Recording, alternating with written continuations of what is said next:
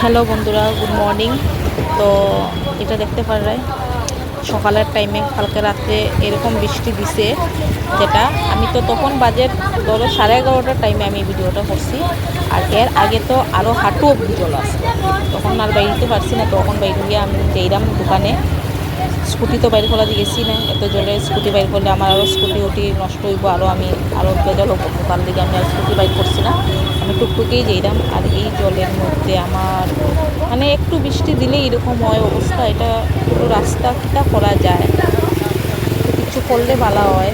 আমরার হাতে তো কিচ্ছু নাই, আমি যদি সরকারেই কিছু করিয়া দেয়, কারণ বহুত প্রবলেম হয়ে যায়। এই যে মানুষরাও এখানে কেউ বাজার লইয়া বইতেও পারছে না এই জলের লেগে, যে মন্দিরের ভিতরেও জল ঢুকে যায়।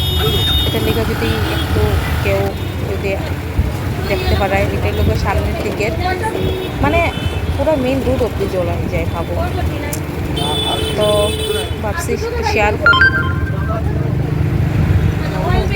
কতটুকু কষ্ট, একটু বৃষ্টি দিলেই জল, সেটা করা যাইব। আর আমি ভিডিওটাই করতে পারলাম আর এর থেকে বেশি তার কিছু করার মতন নাই আমার কাছে। তো দেখো আর কি করার নাই।